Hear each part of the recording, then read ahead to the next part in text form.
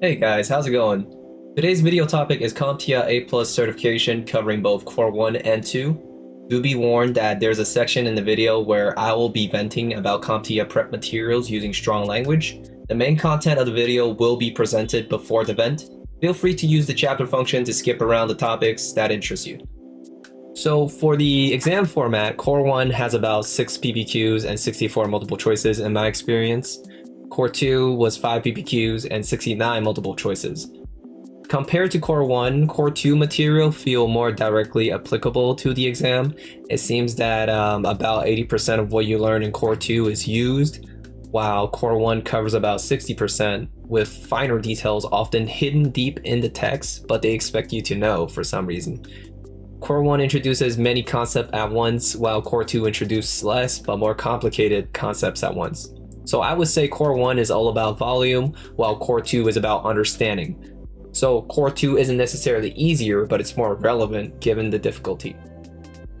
Core 1, while being physically more tangible, since you have punch-down tools, network devices, and like Ethernet cables to look at, feels more volatile and chaotic due to the sheer amount of topics Core 1 covers. So one's more complex, but grounded. The other one is just volume that you have to just shove into your brain. So yeah, good luck with the exam. I'm gonna give some advices at the end. Stick around, and yeah, let's move on to chapter 2. All right. So for Core 1, basically I didn't prepare as well as I should. I'm basically doing everything by myself at once with no routine or game plan, so I didn't know what I was expecting or getting myself into. So I do apologize for not having like references for the PBQ, but I did manage to remember all the PBQs I encounter on my tests, so I hope that this kind of helps you. The first PBQ that I had was a two-part question. The first part was terminating loose cables with proper connectors. So you have to know what the inside of a cable look like, which should be simple enough, because coaxial cabling is like super thick and dark, while Ethernet and plain old telephone cables are either white or blue. And then you have fiber optic cables, which will have glass optic cables pointing out. In short, they should be visually distinctive enough to tell. With the connectors, you have to know F connector, loosen connector, RJ45, RJ11s. So basically just the term, the connectors. And you have to know the network tools required to terminate the connectors onto the cables. So you have to know about punch down tools, you have to know about the crimpers, and maybe cable stripper, but I don't think cable stripper is part of that. The second part of the question was basically hooking up an access point with the crafted cables. Now the second PBQ I had was a Soho troubleshooting scenario. You have to move wireless access points around, and there's a microwave and a radio in the scenario as well. Make sure to move these devices around in a sensible manner. You're trying to reduce interference while increasing your network availability. That is your main goal. The third PBQ was a short and simple question, I believe. It was about setting up two PCs, one for family, one for gaming. All you have to do is shove all the top-end hardwares into the gaming PC while putting the basic ones into the family PC. The fourth PBQ was troubleshooting printers. This is the simplest one, I believe. All you have to do was look at the 6 drop-down menus, which points at different part of the printer, and you read the scenario and fix only the parts that are broken or needed to be replaced while leaving the rest of the option blank. The fifth PBQ was about identifying mobile device problems visually and troubleshooting projectors and monitors. You will see images of these devices, and you have 2 drop-down menus below each image, one drop-down menu for identifying the problem, the other one for providing the solution. So you should definitely study up on troubleshooting problems, because this one will definitely kill your points. It's hard as hell. Oh, that's all I could tell you. The last PBQ was basically knowing what piece of hardware component is not performing as expected for a PC. You're given different details of different components, such as their processing speed, storage space, wattage consumption, etc. Then you have the BIOS menu, which tells you like the current state of the PC. You have to be able to identify which component is running too slow, or is overheating, or is not giving enough power to run. This question, its nature is simple, but it does look hard. It's trying to test your fundamentals and knowing what make a PC run smoothly, basically. Now let's talk about the test topics that I encountered. There was a lot of security methods and networking device questions.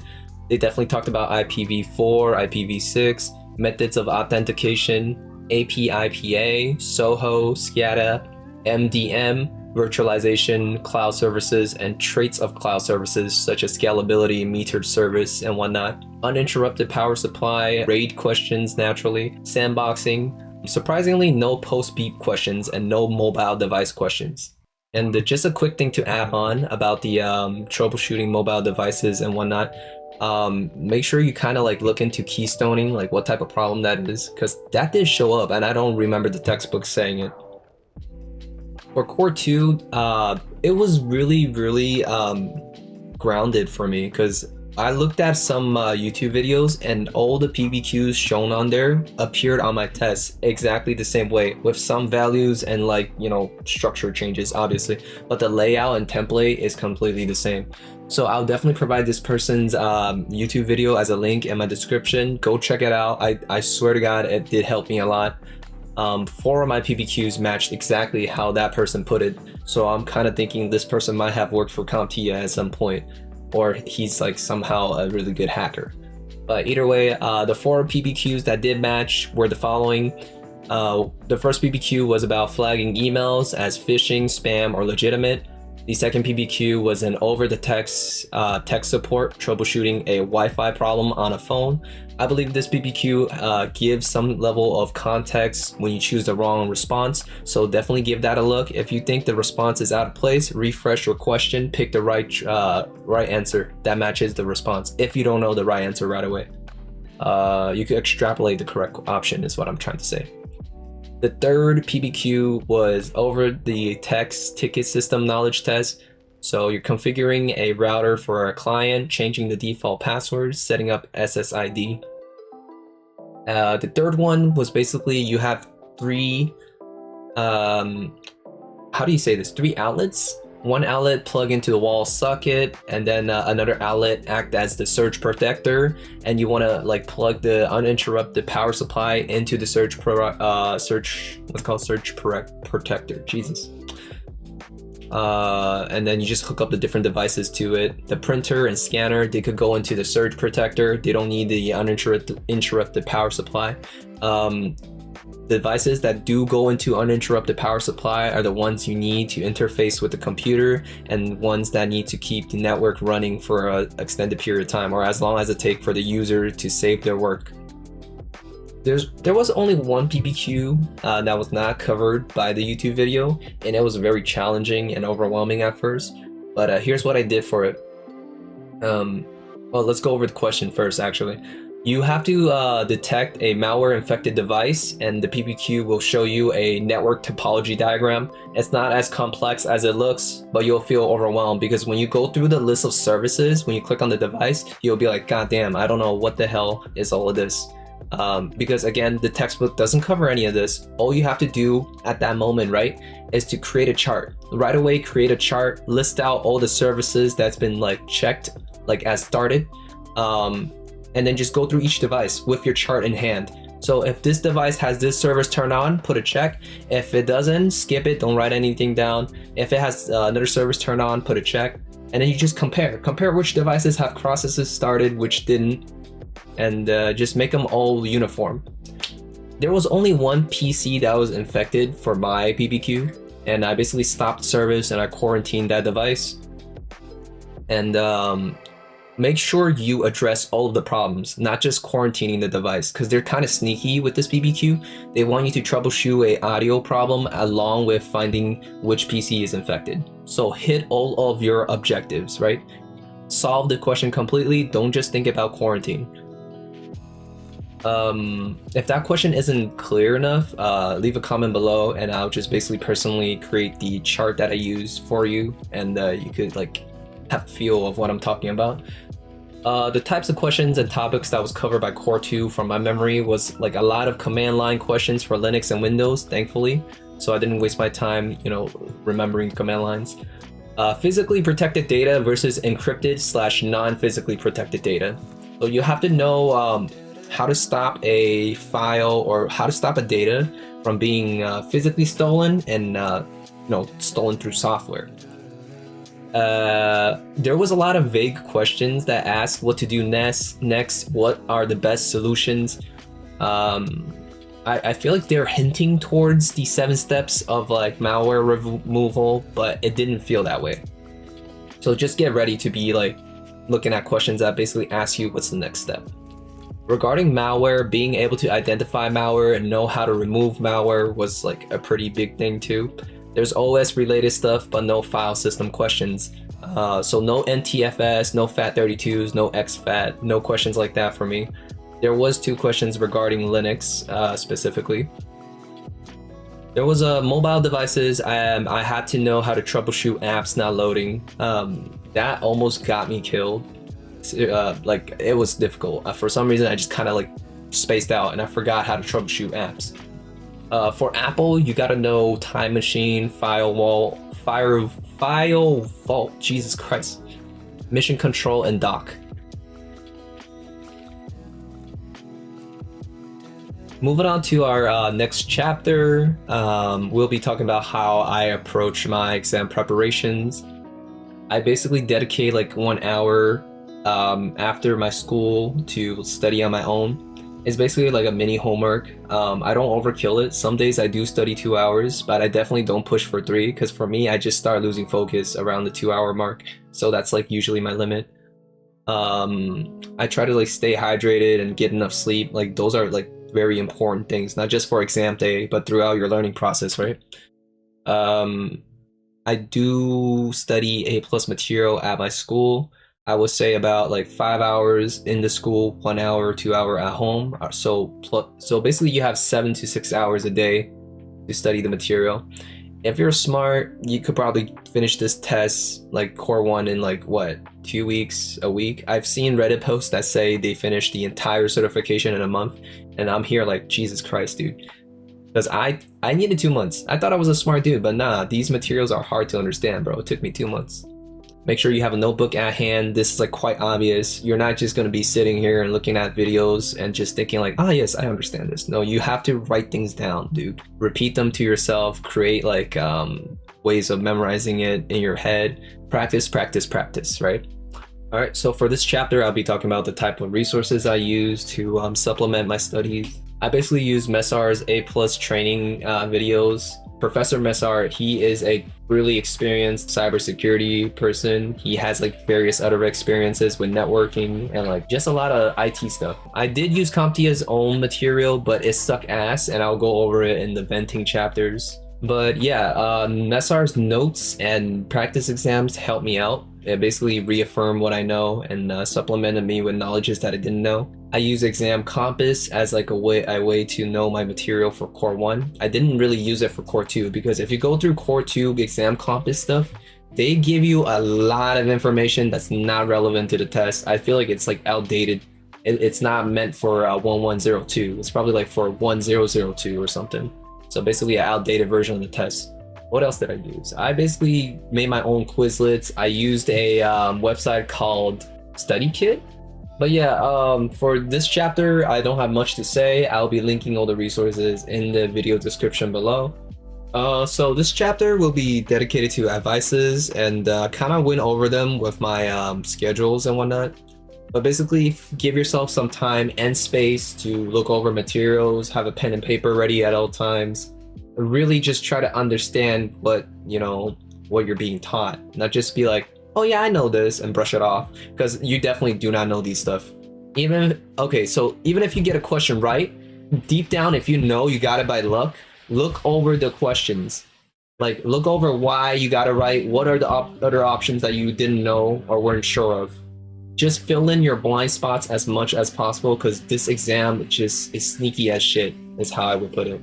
When you're arriving on your test date, make sure to be there like way before your appointment time. So give yourself like 30-minute wiggle room, because you don't know what might happen with traffic. You don't know what might happen with your like bodily functions. You might just like poop yourself on the way there. Who knows? Have a good meal. Honestly, have a good meal and a good rest night before, and prepare yourself. Even if you fail this test, I'm not saying you will, but if you fail this test, do not be harsh on yourself. Just know that the exam was never fair. Comptia themselves are really, really damn lazy, okay? They probably didn't even like verify the questions. They just kind of just like, brush it off like, oh yeah, we're publishing this test, everybody let's go home. Don't be harsh on yourself. Go over the questions you got wrong and like start again, okay? Okay, so my original intent for this video was just for me to vent, but I figure like if I'm gonna vent, I might as well give some like useful information before I do. So the first part of the video is completely done by this point. You could click off because the rest of the video would just be me venting about Comptia material, and I don't know how useful that would be for you guys. But yeah, so Comptia has a fucking huge problem with like grammar and also just misinformation. Their own material is outdated at times and they get their own shit wrong. So let's go over this. Picture 1.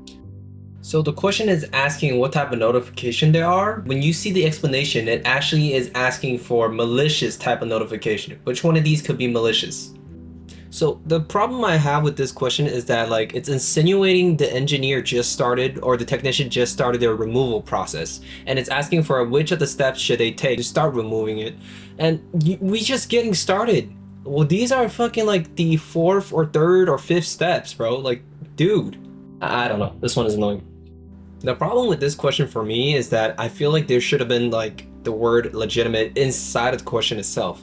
When I read domain name system being like corrupted, when I read degraded communications, all I could think of is like, hey, somebody spoofed these domain name systems to redirect to a dangerous website with a lot of pop-ups.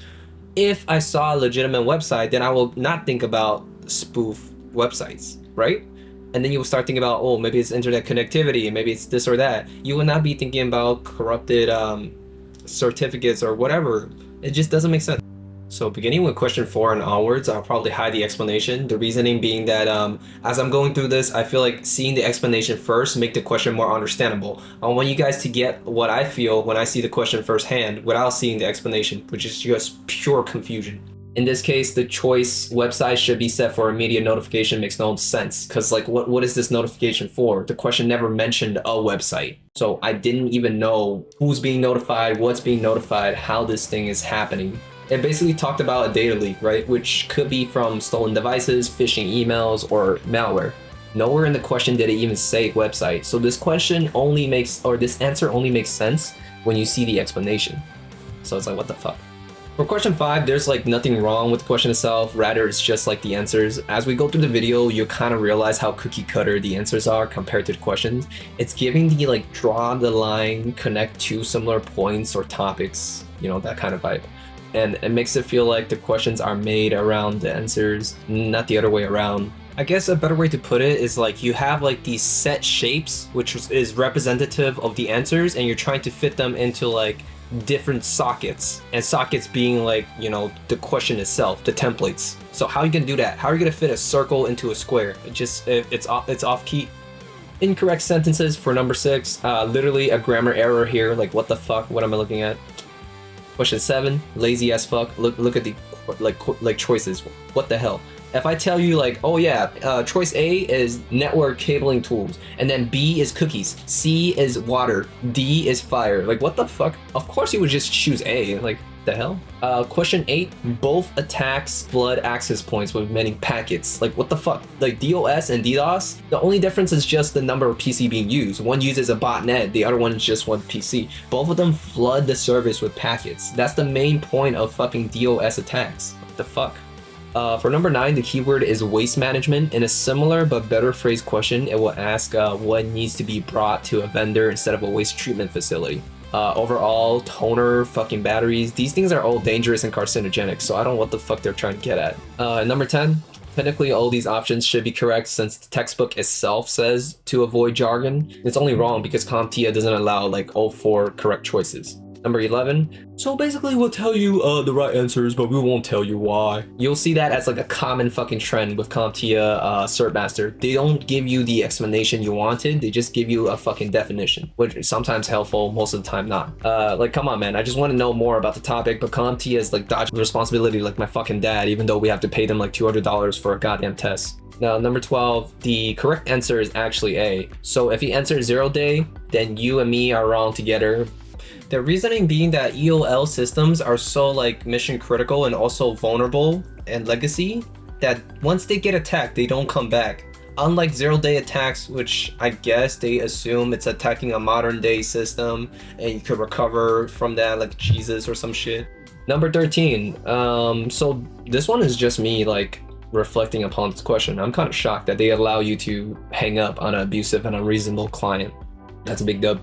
Rare W for Comptia. Number 14. All data could be scrubbed to become anonymized. Anonymized? I don't fucking know. Like, to me, I feel like any type of data, you just scrub that shit, bro. Like, remove the parts that identify you, and then it could just be reused, you know? Like, why the fuck are people from Epstein Island still scot-free? Why is the Panama Canal Papers still free? Like, what, dude? Things like social security numbers will be part of all 3 of these fucking options, which could identify a specific person anyways. So, like, what? Fucking eeny, meeny, miny, mo type shit. Number 15, the biggest offender of all here, actually. They have conflicting materials on their own fucking tests. So look at this, I have no word. If this could fucking exist, what else can they have wrong? So remember what, like I said earlier in the advice section, like, don't take it too harsh on yourself, because literally these dudes are fucking either boomers or some nepo babies. They're fucking high off their fucking cocaine and crack. They don't know what the fuck they're doing. Number 16, so overall is the keyword, nothing else. It's like saying everybody is getting a slice of a cake with 103 grams of sugar per slice, and you're thinking that's unhealthy. Then you realize they mean everybody, including the fucking diabetic 90-year-olds that's like present around you in the moment. Like, not just the healthy youngsters. In this case, overall really do mean on an enterprise level. So which of these options is easier to address on a company-wide scale is what they're asking for. Jailbreaking is done usually individually, I guess. I don't fucking know. 17, the problem here is that some of the explanation is not relevant to the answer or the topic. It makes no sense to see PowerShell here, like the fuck? Number 18, take a few seconds to look at the text, or just pause the video and look at it. I simply can't wrap my head around what the fuck it's trying to say. I guess it's stating the obvious. A firewall itself does not introduce malware, but a misconfigured one can. Someone really needs to tell these Comptia employees that they work for Comptia or some shit. Jesus, like, and they just walk away. Like, dude, stating the obvious, the fuck? Given the effort in some of these questions, it's safe to assume their personal lives are just falling apart, because there's no fucking way somebody could be this bad at a job of just preparing entry-level material. Like, how fucking oblivious can you be, bro? Number 19. Be sure to update your Valorant to keep your Windows safe. That's all I got from this question. Be sure to update your Valorant so your Windows software is safe. Anyways, I don't use Mac OS, so if you actually can update Mac OS security through the App Store, then I guess that's my mistake, my fault. Otherwise, this is just ridiculous. They even say in the explanation that the App Store only updates the app, not the OS. So what the fuck is it? Which is it? Number 20. Tell me how I know what causes or how to fix each malware or what they do, but I cannot fucking name them. I guess I can't. I don't know how they function, even though I know how to treat them. Like, the shit? This is a rhetorical question. They just fucking suck ass at description, bro. Now, 21. Nowhere in the textbook did it ever mention Takis being capable of doing any of this shit besides establishing AAA. Like, bro, Comptia is just fucking lazy, unprofessional, and sleazy in its prep materials. They scam people for their fucking money and they can't even get their shit right. Like, dude, I can't tell if the people creating it are burnout, not passionate, or just don't care. Now, I'm gonna show you a good question, because I feel like this question does a good job of making the question hard, but also having a reasonable answer and explanation. So you have to make the distinction between an indicator and a symptom. How you can understand it is that indicator leads you to a problem, while symptoms are the result of the problem, right? All right, ladies and gentlemen, thank you for watching the video. You made it toward the end of this long ass video. I applaud you.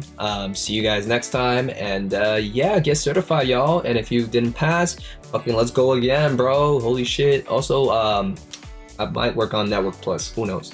Ciao.